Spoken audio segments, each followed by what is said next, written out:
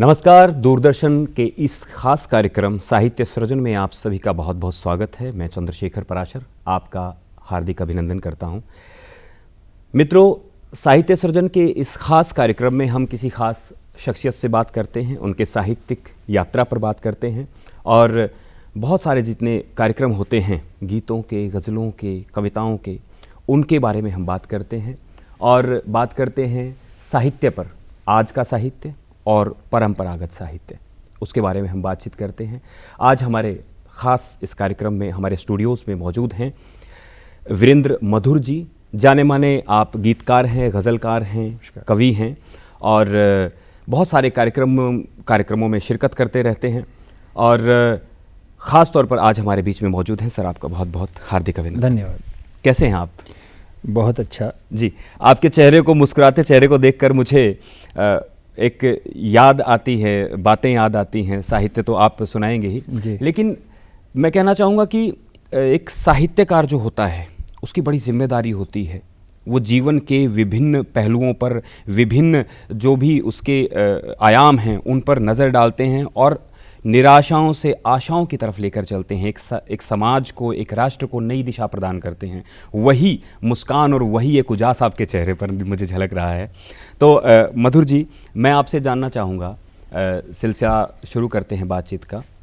आपने कहाँ से, एक जो गीतकार है उसके हृदय में उस कविता का, गीत का, गज़ल का जन्म हुआ, वहाँ से वो प्रस्फुटित हुआ वो गीत गज़ल, वहाँ से आप शुरुआत कीजिए और बताइए अपने जीवन के बारे में। गीत ध्वनि का विषय है जी। ध्वनि जागृति का विषय है। जागृति शब्दों के द्वारा प्रेरित की जाती है, प्रसारित की जाती है, परोसी जाती है जी। और वो जो शब्द आते हैं वो एक तरह का उन्माद है, एक उन्माद है और वो जैसे बादल उमड़ते हैं, घुमड़ते हैं, फिर बरसते हैं जी, फिर हमें बूंद मिलती है, फिर हम उसको धारा के रूप में अपने खलियानों तक, खेतों तक ले जाते हैं जी। तो गीत का यही सिलसिला है। गीत पहले उसकी धुन आती है, फिर विचार आते हैं, भाव आते हैं और वो भाव और विचार जब हम शब्दों के द्वारा कागज पे लेके आते हैं तो वो गीत में ढल जाते हैं। गीत बहुत मार्मिक सी एक विधा है और वैसे तो हमारे संस्कारों में, हमारे ऋषि मुनियों द्वारा, हमारे उपनिषदों द्वारा गीत की बहुत सी व्याख्याएं दी गई हैं। गीत को कहना नामुमकिन नहीं, बहुत मुश्किल काम है। एक होती है अकविता, एक होती है कविता जी, एक होता है गीत जी। तीनों में क्या अंतर है हमारे सामने? हम जब गद्य रूप में चलते हैं तो वो कविता का सार बदलता है। जब हम पद्य रूप में चलते हैं तो जैसे हमने मीराबाई के पद्य पढ़े हैं जी, या ऐसे विद्वानों के औरों के पद्य पढ़े हैं जी, तो वो पद्य में जब आता है तो वो गेय शैली में आ जाता है, गेयता आ जाती है। गेयता आ जाती जी। है। तो संगीत जिसमें निहित है, जिसमें संगीत का पुट दिया गया है, जिसमें ध्वनि और उसकी तरंगे हैं, वो गीत है। और गीत में सर्वप्रथम ये होता है, पाराशर जी मैं आपको बताऊं कि ये मैंने पहले भी आपसे अभी 2 मिनट पहले कहा कि ये आसान विधा नहीं है, आसान नहीं है। हमें छंदों का इसमें लेके चलना होता है जी। जैसे गीत की और भी विधाएं हैं, हम उन्हें गीत में ही लेके आते हैं। जैसे ठुमरी होगी, दादरा होगी, गज़ल होगी, तो वो भी सब गीत का ही एक रूप है जी। लेकिन कहने वालों ने, लिखने वालों ने उन्हें अलग अलग तरीके से गाया है और समाज को दिया है अपने अपने तरीके से। जो उन्होंने अनुभव किया, जैसा गीत उनके हृदय से निकला या जैसे भाव निकले, वैसा वैसा कहना चाह रहे हैं? नहीं, अनुभव अलग चीज है, भाव अलग चीज है जी। भाव आएंगे उन्हें परिपक्वता होने में। एक ने कहा कि हमसे भाई ये आम क्यों टपका जी, कवि अपनी बात करता है। किसी ने कहा भाई ये आम क्यों टपका, हमने कहा ये पहले पका फिर टपका। फिर टपका। तो जब तक भाव पकेंगे नहीं, जब तक हम चाशनी में नहीं आएंगे जी, तो हम उसे सौंधे गुड़ की खुशबू का नाम नहीं दे सकते। जी जी, यही गीत है। मैं स्टूडियो में देख रहा हूँ, टेबल पर भी यहाँ बहुत सारी पुस्तकें हैं। आपने अपने साहित्य में बहुत सारे संग्रह है आपके पास, गज़लों का, गीतों का, कविताओं का। मैं पहले आपके बचपन की तरफ लौटना चाहूँगा एक बार, कि जहाँ से शुरुआत हुई वो आपके पहला के कलमकार ने कलम उठाई और पहला गीत उसके हृदय से निकला, और वो कविता भी आप बताइएगा और वो शुरुआत भी बताइएगा कहाँ से हुई। देखिए साहब, बचपन सभी का एक अल्हड़ होता है और वो कुम्हार की मिट्टी की तरह होता है। उसको जैसे ढालना चाहेंगे आप वो ढल जाता है जी। ये संस्कार हमारे भीतर हमारे पेरेंट्स के द्वारा, हमारे माता पिता के द्वारा आए। जो हमारे शिक्षक थे, जो कक्षा 5 में हमें कभी पढ़ाया करते थे, श्री गेंदामल शर्मा जी, तो वो हमारे प्राचार्य हुआ करते थे। अच्छा। इकबाल मोहम्मद वो ड्राइंग के और कला के अध्यापक हुआ करते थे। तो वो हमें घंटों घंटों की बात नहीं हो रही है, वो हमें कई दिनों तक रियाज करवाया करते थे। क्या बात। तो उन्होंने हमें फिल्मी गाना दिया साहब सबसे पहले।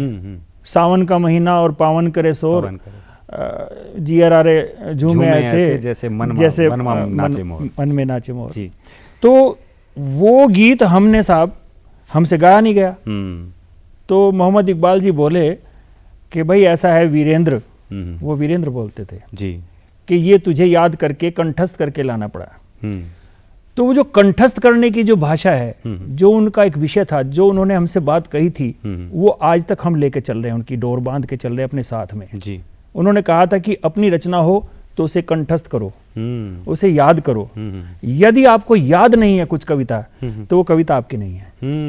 ये उनके शब्द हैं। आज की बात, ये 1968 की बात है। क्या बात। धीरे धीरे हम मंचों पे आए, नाटक में आए, फिर रामलीलाओं में हमने भाग लेना शुरू किया। फिर मंच पे हम थोड़ी थोड़ी कविताएं करने लगे जी। थोड़ी थोड़ी करते करते तो हमारे हिस्से में बहुत से गुरु आए। लेकिन जब हमने 10वीं कक्षा में आए तो वो 1974 की बात है जी। तो हमारे मित्र बैठते थे, तो वो उन सब से एक प्रश्न हुआ करता था कि आज आपने क्या पढ़ा जी। क्योंकि आज की प्रक्रिया पहली प्रक्रिया से भिन्न है जी। क्योंकि ना तो वो साप्ताहिक हिंदुस्तान रहे, ना वो धर्मयुग रहे, ना वो उस तरह की दौर चला गया पत्र पत्रिकाओं का, बिल्कुल पढ़ने पढ़ाने का दौर चला गया। लेकिन मेरा यहाँ से निवेदन है इस मंच से कि हमें अध्ययन जरूर करना चाहिए, किताबों को जरूर पढ़ना चाहिए। मोबाइल पर और इस पर इंटरनेट पर ज्यादा समय देते हैं। नहीं, इंटरनेट बहुत अच्छी चीज है, मोबाइल बहुत अच्छी चीज है। हम वो जिस खोज को हम किताबों में बहुत देर तक खोजेंगे तो वो मोबाइल के ऊपर हमें आसानी से, सुविधा से। मधुर साहब, समय बदल गया है। लोग अब ऐसा कभी कभी उनके पास समय की, मुझे तो लगता है कि समय बहुत होता है हमारे पास, लेकिन हम कहीं ना कहीं देखते हैं पत्र पत्रिकाएं, ई पेपर्स मोबाइल पर आने लगे हैं।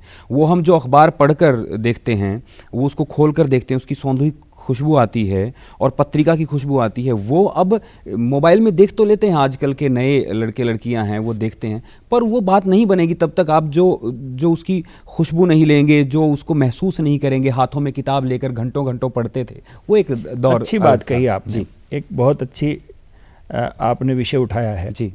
एक पत्र पत्रिकाओं का दौर हुआ करता था। तो पत्र आया करता था साहब जी, किसी रिश्तेदार का, भाई का, बहन का, दोस्त का, संबंधों का, निकटतम जो भी होता था जी। या दूर दराज के भी लोग होते थे, वो पत्र द्वारा सूचना या अपना संदेश दिया करते थे।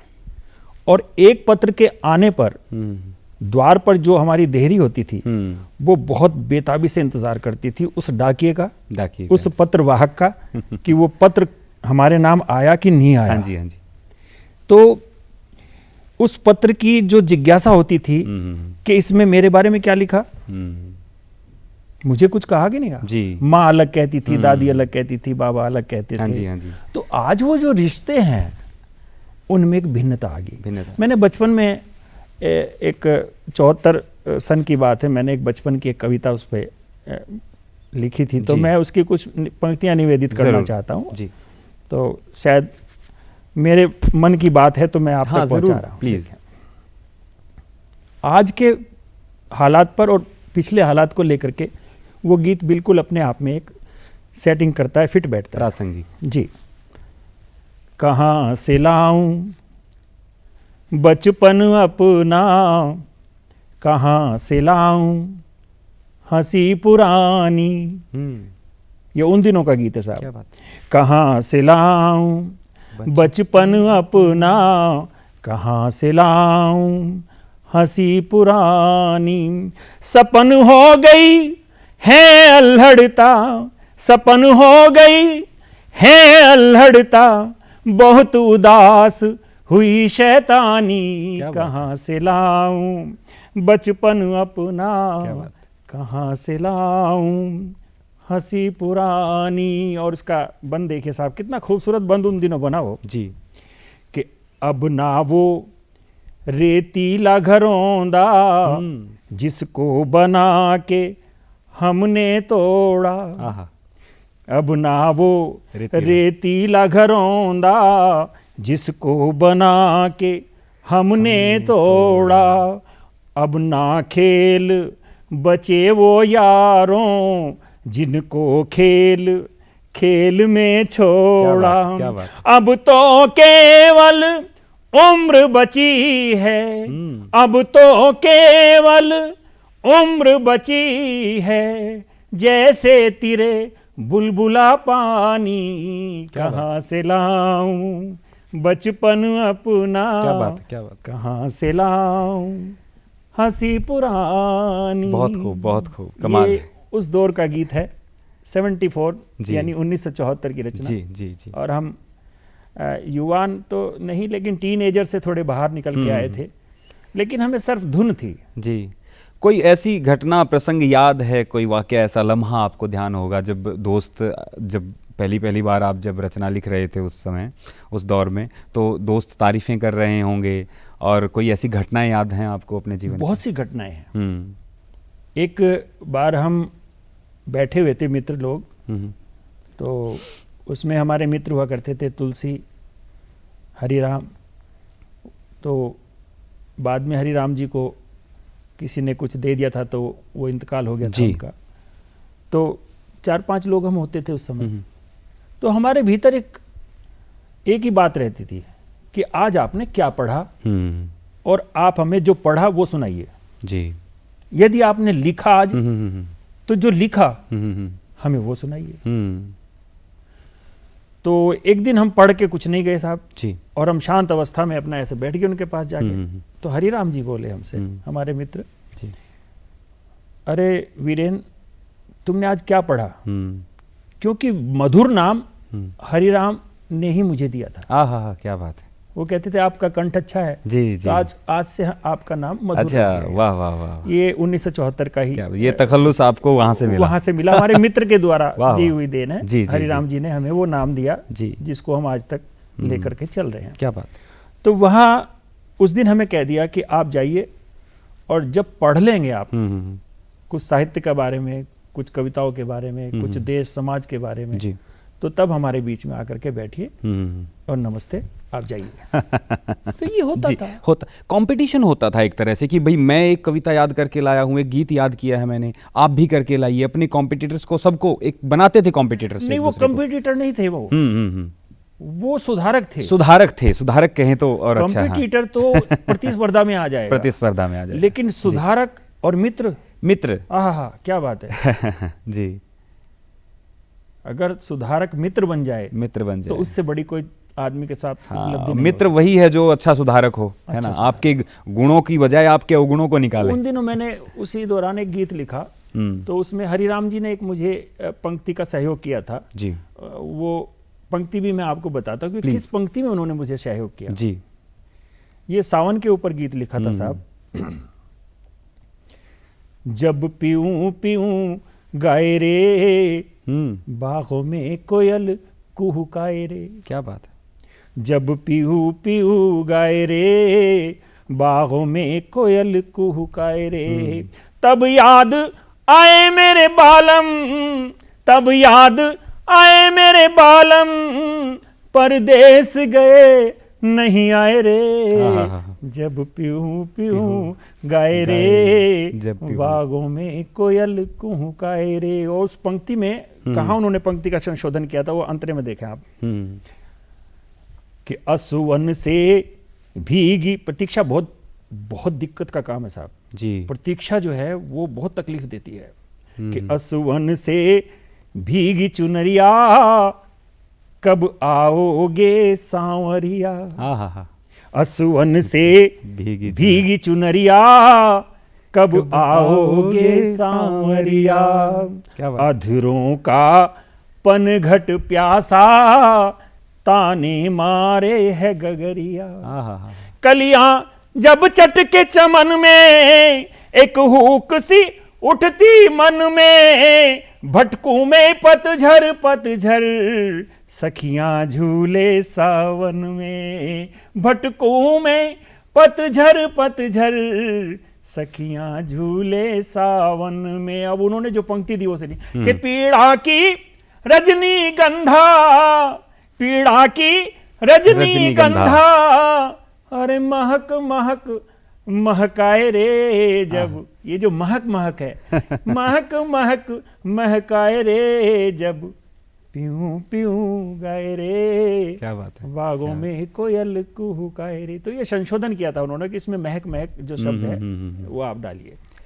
साहित्य संगीत कला विहीन है। भर्तृहरि ऋषि जी का एक श्लोक है, साहित्य संगीत कला विहीन है, साक्षात पशु पुच्छ विषाण विहीन है।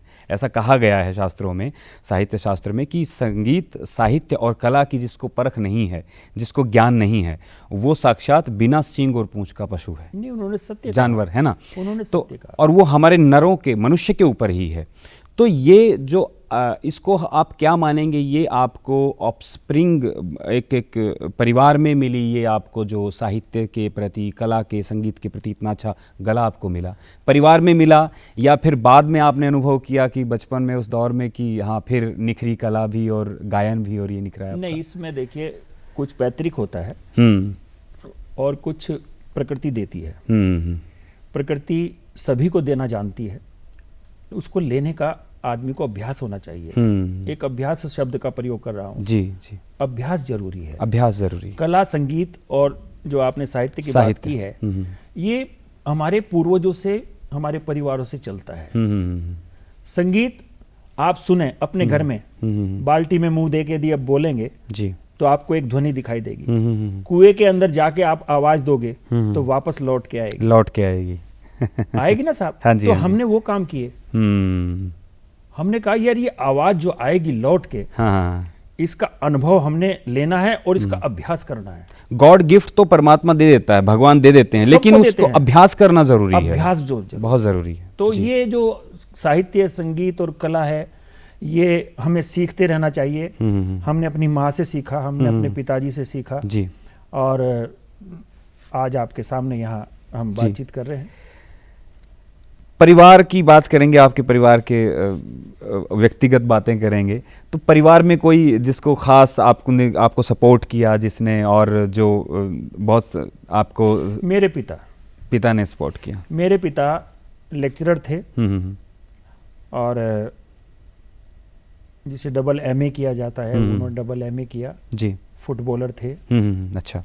और रंगमंच के बहुत उच्च कोटि के कलाकार थे। अच्छा जी। श्री रामेश्वर प्रसाद शर्मा उनका नाम था जी।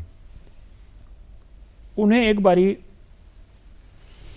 महाराणा प्रताप का नाटक दिया गया कि भाई महाराणा प्रताप के नाटक में, तो उन दिनों डीएम साहब वहां हुआ करते थे, दुर्गा प्रसाद जी। तो जब उनको घोड़े के ऊपर, उन्होंने कहा भाई मैं घोड़े पे साक्षात रूप से स्टेज के ऊपर जाना चाहता हूं जी। उन्होंने अपनी जिज्ञासा रखी इस तरह जी। तो बिल्कुल उन्होंने, जैसे घोड़ा होता है, जैसे घोड़ा आना चाहिए, घोड़े के सवारी की उन्होंने जी, और टापों के साथ में वो मंच के ऊपर उन्होंने, क्या बात है, प्रवेश किया, जीवंत कर दिया उसको जीवंत कर दिया, रंगमंच अभिनय को। तो उस समय हम बहुत छोटे से, हो सकता है कि 5-6 वर्ष के रहे हों जी जी। तो वो दृश्य हमने अपनी आंखों से देखा, तो हमने कहा ये कला होती है। और कला का प्रदर्शन करना हर एक के बस की बात नहीं होती। वो कला आपको मिली वो परिवार हमने से, सीखा। है ना? कि यदि आपकी कविताओं में अगर सार्थकता नहीं है, यथार्थ नहीं है, तो आपकी कविता करना बेकार है। बेकार है। लफाजी तो हो सकती है, लेकिन कविता नहीं हो सकती। जी। एक मुझे याद आता है, दादा लक्ष्मी हमारे बहुत बड़े गीतकार हुए, संगीतकार हुए, और सरस्वती पुत्र की संज्ञा दी जाती है हरियाणा में। क्या एक मुझे पंक्ति भी याद आ रही है, पढ़े लिखे बिन ज्ञान नहीं, मन छंद का बेरा नास है, पर गावण और बजावण का मन बालकपन ते चास है। न ते तेरे किसे लक्ष्मी चंद हजार बने आंडे से, मन में गुंडी रहे पाप की यार बने आंडे से। कितनी बड़ी बात उन्होंने कही कि पढ़े लिखे बिन ज्ञान नहीं, पढ़ना लिखना भी ज़रूरी है, माँ सरस्वती का भी उनका आशीर्वाद भी ज़रूरी है, फिर हमें अभ्यास करना भी ज़रूरी है ना? पढ़े लिखे बिन ज्ञान नहीं, मने छंद का बेरा ना है, पर गावण और बजावण का मने बालकपन तसास है। देखिए, अपनी रुचि भी आवश्यक है। आपको जैसे परिवार से मिली वो चीज़ें, लेकिन हमारी रुचि के अंतर्गत हम अब जब सोचें, एस.डी. बर्मन साहब होते हैं, कितने बड़े संगीतकार हैं, उनके घर में आर.डी. बर्मन, जब वो तबले पर, हारमोनियम पर पहले उन्होंने पंचम नाम पड़ा ना उनका, तो पा स्वर लगाया तो तब पंचम नाम पड़ा। तो हमें, जो मुझे लगता है कि हमें परिवार से भी चीज़ें मिल जाती, लेकिन हमारी रुचि, हमारा अभ्यास भी बहुत मायने रखता है। देखिए, दादा लक्ष्मीचंद की जहाँ तक बात है जी, वो पढ़े लिखे नहीं थे। वो दूसरे से अखबार या पत्रिकाएं पढ़वाते थे और उसको वो सुनते थे, श्रवण करते थे, पढ़ते नहीं थे, लिखते नहीं थे। उन्होंने खूब लिखा, पढ़े लिखे भी ना पढ़ते नहीं थे, पढ़े लिखे नहीं, लिखते नहीं थे। लेकिन जो अखबार या और है, जैसे गांव में चौपाड़ होगी या और जगह होगी, तो वहाँ वो अखबार सुबह सुबह जा करके उनका वो बैठ करके सुना करते थे, और वहाँ से जो उनके अंदर आवर्ती पैदा होती थी, वो कविता होती थी साहब। ऐसा भी माना जाता है कि कुछ शास्त्रीय विद्वान लोग, कथावाचक जो है, वो चद्दर ओढ़कर ऐसे सो जाते थे और उनको कथाएं सुनाते थे, महाभारत की या फिर वेदव्यास जी के पुराण हैं, श्रीमद् भागवत की कथाएं, प्रसंग सुनाते थे उनको। हम यही बात कर रहे हैं आप। जी जी जी, कि वो हियरिंग करते थे, सुनते थे। महाभारत में शकुनी और दुर्योधन का एक दृश्य मुझे याद आता है। जी। तो दुर्योधन मामा शकुनी से कुछ कह रहे थे जी, उस पर उन्होंने उसे टोका, शकुनी मामा ने टोका जी, मामा उसके दुर्योधन के मामा की बात कर रहा हूं जी। उन्होंने उन्हें टोका, कहने के भांजे सुनने का अभ्यास करो जी। ये बहुत बड़ी बात कही उन्होंने। तुम सुनते नहीं, तुम बोलते ज्यादा हो, सुनने का अभ्यास करो जी। तो उसे इस बात को स्वीकारने में मिनट नहीं लगी। अच्छा। उन्होंने कहा मामा श्री आप सही कह रहे हैं कि मैं आज से जी इसको सुनूंगा जरूर। तो मैंने ऐसी ही बातों को लेकर के, तो जब आदमी मायूस होता है या परेशान होता है या विसंगतियों में फंस जाता है या लड़ाई झगड़े होते हैं घरों में, कुछ मनमुटाव होते हैं, आज के माहौल को मैं निवेदित करना चाहता हूं आपके इस मंच के माध्यम से कि हमारे जो रिश्ते टूट रहे हैं, हमें इन रिश्तों की तरफ मुड़ना ही होगा। आज नहीं तो 50 साल बाद, 20 साल बाद जब हम नहीं रहेंगे, उस पीढ़ी को वापस आना होगा। तो उसको लेकर के मैंने एक गीत कहने की कोशिश की थी जी।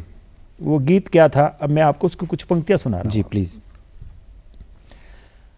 बढ़ते जाना मीत हमारे, बढ़ते जाना मीत हमारे, पढ़ते जाना गीत हमारे, कि बढ़ते जाना मीत हमारे, पढ़ते जाना गीत हमारे, जब मायूसी के बादल गहराएंगे, गीत हमारे काम तुम्हारे आएंगे, जब मायूसी के बादल गहराएंगे, गीत हमारे काम तुम्हारे आएंगे, गीत हमारे काम तुम्हारे आएंगे। और जिस बात के लिए मैं ये पंक्ति आपको कहने जा रहा हूँ रिश्तों के ऊपर, जी जी, कि घर घर में तकरार न होगी, कि घर घर में तकरार ना होगी, तो वो जो प्रेषित करे, अपनी बात का प्रसार करे, उसको एक बीज की तरह रोंप दे। जी जी। और जब वो वृक्ष फलित और पुष्पित हो तो कहे कि हाँ गीत पैदा हुआ था। जी जी जी।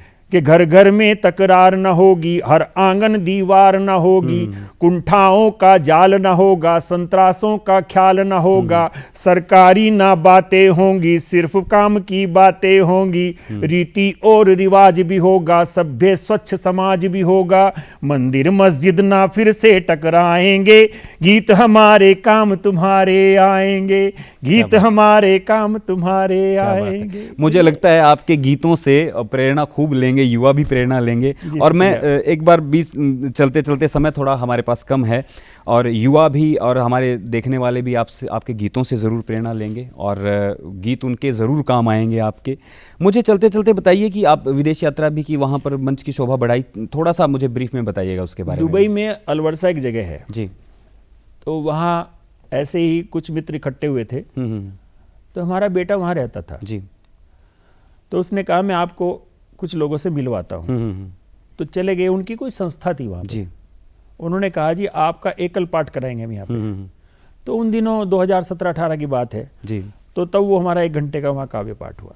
अच्छा, कैसा अनुभव रहा वहाँ? अनुभव ये रहा कि वहाँ लिसनर बहुत अच्छा है। अच्छा, सुनने वाला श्रोता कमाल है। जैसे हमारे मध्य प्रदेश, यूपी में, राजस्थान में श्रोता, हरियाणा में श्रोता बहुत अच्छे श्रोता हैं जी। हरियाणा में आप जाइएगा तो नारनौल महेंद्रगढ़ की जो लाइन है, इधर बहुत अच्छा श्रोता है। जी जी, वो कविता को तरजीह देते हैं। जी जी। चलते चलते अपने युवाओं को और अपने दर्शकों को एक संदेश और मुझे लगता है एक पैगाम जो आप देना चाहेंगे, अभी आपने एक गीत गुनगुनाया, वैसा ही एक मैं चाहता हूँ, एक कलाम, एक अपना गीत गज़ल युवाओं को प्रेषित करके। मैं 2 मुक्तक युवाओं के नाम देना चाहता हूँ। समय का अभाव है हमारे पास। जी, दे रहा हूँ। जी प्लीज़। तुम इशारों पे आने का वादा करो, फिर बहारों को लाने का वादा करो, जब कभी आसमानी हवाएं चले, जब कभी आसमानी हवाएं चले, तुम सितारों सा छाने का वादा करो। क्या बात। तुम सितारों सा छाने का वादा करो। और एक मुक्तक और दे रहा हूँ, वो करवटें बदलता हुआ मुक्तक है साहब, देखिए आप। कि नींद के गांव में जागती पुतलियां, नींद के गांव में जागती पुतलियां, स्वप्न के बाग में घूमती तितलियां, स्वप्न के बाग में घूमती तितलियां, धड़कनों करवटों ने परेशान इतना किया, करवटों ने परेशान इतना किया, धड़कनों से नहाती रही पसलियां, धड़कनों से नहाती रही पसलियां। बहुत बहुत आभार आपका, बहुत बहुत धन्यवाद वीरेंद्र मधुर जी। आप दूरदर्शन के हमारे इस खास कार्यक्रम में आपने शिरकत की, बहुत बहुत शुक्रिया आपका। मित्रों, दर्शकों, ये था कार्यक्रम हमारा साहित्य सर्जन और हमारे खास मेहमान थे वीरेंद्र मधुर जी। फिर किसी कार्यक्रम में आपसे मुलाकात होगी, तब तक के लिए नमस्कार।